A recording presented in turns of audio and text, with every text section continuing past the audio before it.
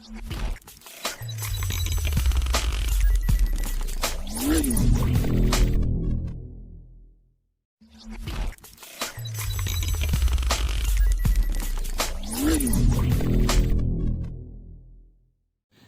everyone, welcome to Sanus Biotech Academy. Today we are going to discuss about Griffith experiment, which defines the transforming principle in bacteria. So in 1928, Frederick Griffith have done this experiment which shows the phenomenon called transformation.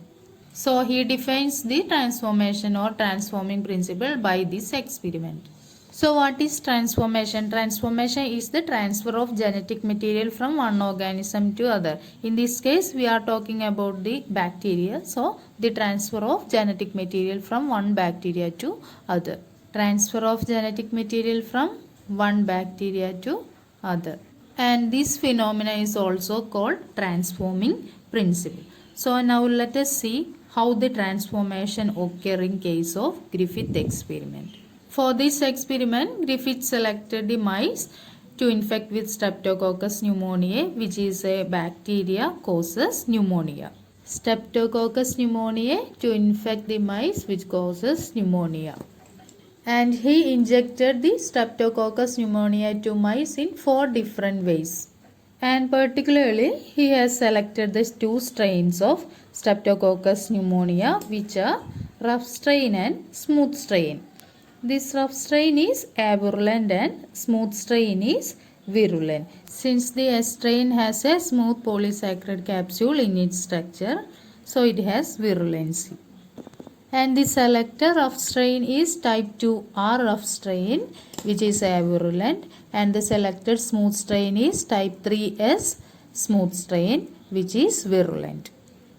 The function of this polysaccharide capsule is to protect the bacteria from the immune response provided by the host cell when they are infected with the bacteria. So, infection with S strain can kill the host cell since the immune response provided by mice host cell cannot affect the S strain because of its polysaccharide protective capsule. But in case of rough strain, they doesn't have a polysaccharide capsule and they are avirulent or non-virulent. Now let us see the 4 different ways of Griffith experiment.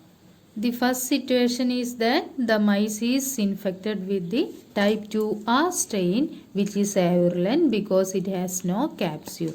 So the mice will alive since this strain has no virulency or they are avirulent. So the mice will alive. This is the first situation. The next situation is that the mice is infected with the type 3S strain, which has virulency due to the presence of polysaccharide capsule. So it will protect the bacteria from the immune response of the host cell of mice. So the mice will die. This is the second situation where the mice dies by the presence of polysaccharide capsule in S strain. Then the third condition is that the mice is infected with the heat-killed type 3S, which is avirulent since heat killing of this strain will degrade the polysaccharide capsule, so it cannot protect the bacteria from the immune response of host cells in mice. So the mice will alive. By heat killing, the virulent type 3S will be converted into avirulent because of the degradation of this protective polysaccharide capsule. And the last situation is that the mice is infected with the mixed culture of type 2R and heat kill type 3S. We know that both of these strains are avirulent because type 2R is already avirulent since it has no polysaccharide capsule. But in case of heat kill type 3S, by heat killing the polysaccharide capsule will be degraded and it also becomes the avirulent strain. So we know it has no virulency to kill the mice, but in this situation the mice will be dead. Normally it will not happen. We thought that the mice will alive because both of them are avirulent strains, but it dies. So by further observation, it is understood that while heat killing the virulent strain type 3S, it becomes non-virulent or avirulent strain by degrading its polysaccharide capsule. But here the genetic material is not degraded.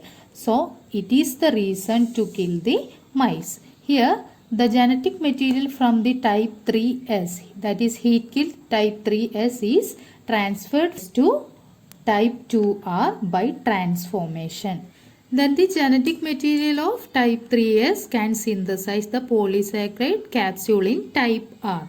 And now the type 2R becomes the virulent strain as type 3S. So now type 2R also has the polysaccharide protective capsule. Okay, so by this experiment it is observed that some particles is transformed from one bacteria to other. But at that time they did not know whether it is DNA or genetic material. So the nature of this transforming material is found by Avery, MacLeod and McCarthy, which will be discussed in the next video. So now the avirulent type 2R becomes virulent and can kill the host cell by the formation of this capsule to protect the bacteria from the immune response provided by the host cell. So at this fourth condition, the mice will die by transformation of the genetic material or some particle from heat killed type 3S to type 2R. At that time we didn't know that is the genetic material or DNA. So after some time Avery, MacLeod and McCarthy observed that that material which cause transforming principle is DNA or genetic material. So now the type 2R is virulent and it can kill the host by protecting the bacteria from the immune response of host cell in mice. So this is the transformation or transforming principle in case of bacteria. So that's all about the Griffith experiment and transforming principle. I hope you all understand this lecture. If this video is useful for you, please like and share. Also don't forget to subscribe my channel and press bell icon. Okay, thank you.